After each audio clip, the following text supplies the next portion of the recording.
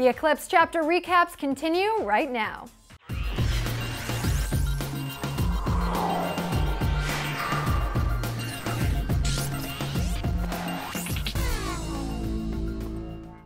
Hi guys, welcome back to our Clever TV Eclipse chapter recaps. I'm Dana Ward, and today we're bringing you the next chapter in our series, chapter 10. It's called Scent. This one opens up with Bella annoyed that the two guys in her life, Jacob and Edward, can't act like adults.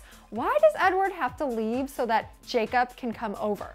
Now, of course, Edward smooths things over very quickly, and Jake arrives at the door and moves into the house with a ghost-like quickness. When Bella takes a look at Jacob, she gives him a hard time. Seriously, he was never wearing clothes. What was the deal with this? Did he just want to show off his newfound muscles, or what? He wasn't a vain guy, although when Bella was honest with herself, she could admit that the muscles were pretty amazing. Jake explains that having very little clothes on is just easier because, as the werewolf says, he has to carry his garments with him when he runs. The little cord around his wrist is used to tie the clothes to his wolf body. Bella feels stupid, but tries to hide it. Then Jacob gets down to the dirty work. He heads up to Bella's bedroom to get the intruder's scent, since she guessed that's where it would be the strongest. He quickly returns and offers to help Bea with her dish duty. After a bit, Jake asks if he can ask her a question. Didn't he just ask that? What is it like to have a vampire for a boyfriend, he wants to know.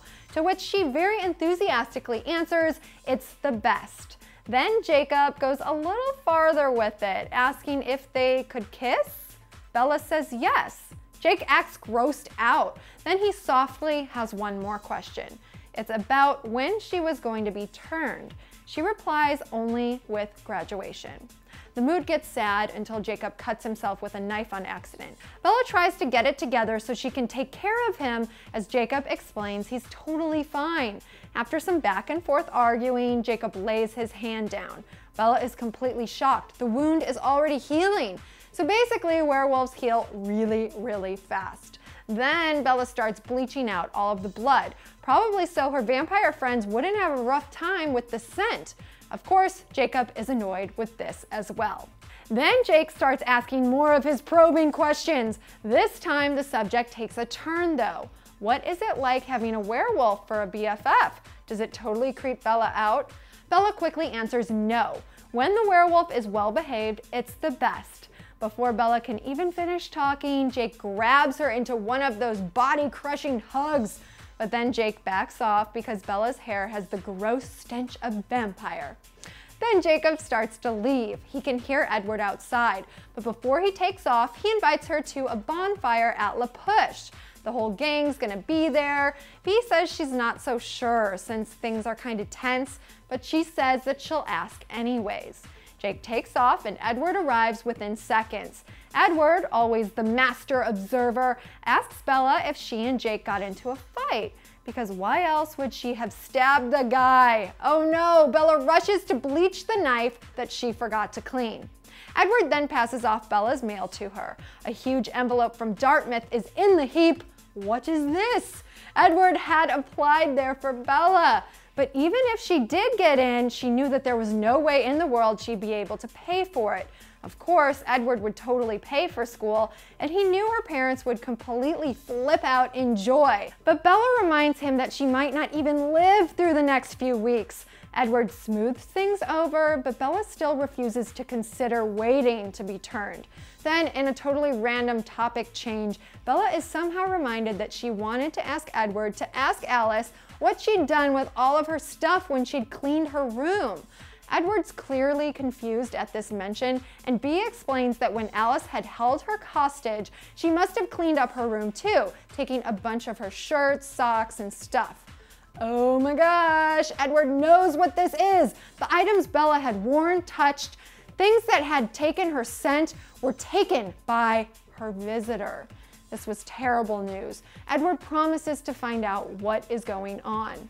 Instantaneously, Carlile calls Edward's cell phone, they chat, they hang up, and Edward asks for the newspaper. Seems kind of random, right? After he locates it, he finds the article he's looking for.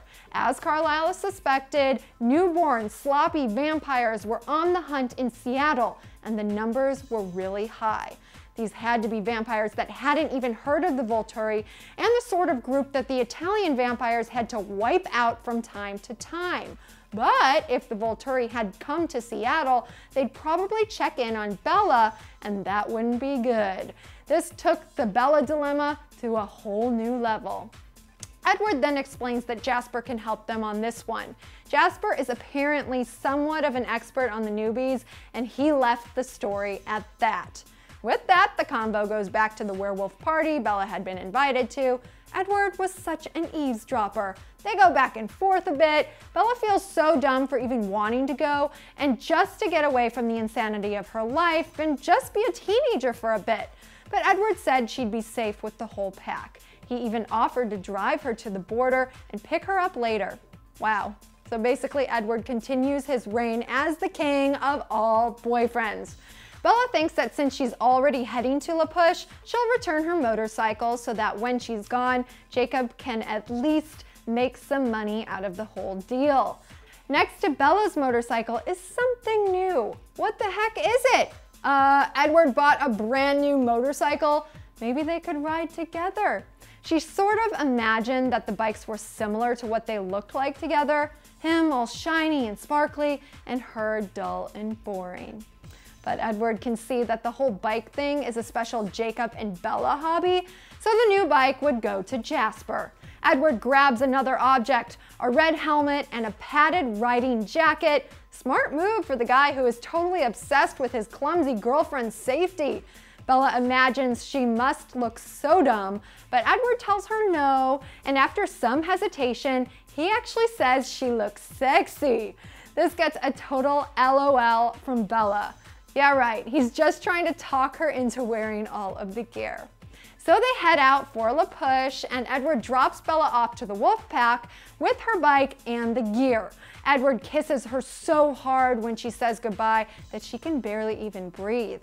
After she'd crossed the border, Jacob grabs her in an equally tight hug, obviously doing his best to make Edward jealous. This love triangle is in full effect, and that's basically the end of the chapter. So here's your question for the day. Why is it that even though the werewolves have superhuman powers like the vampires, Bella feels like she can be a normal teenage girl with the wolves and not the vampires? Let us know in the comments section below.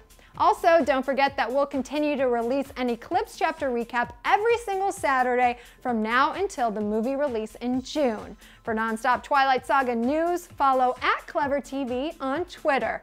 I'm Dana Ward. Thanks for watching.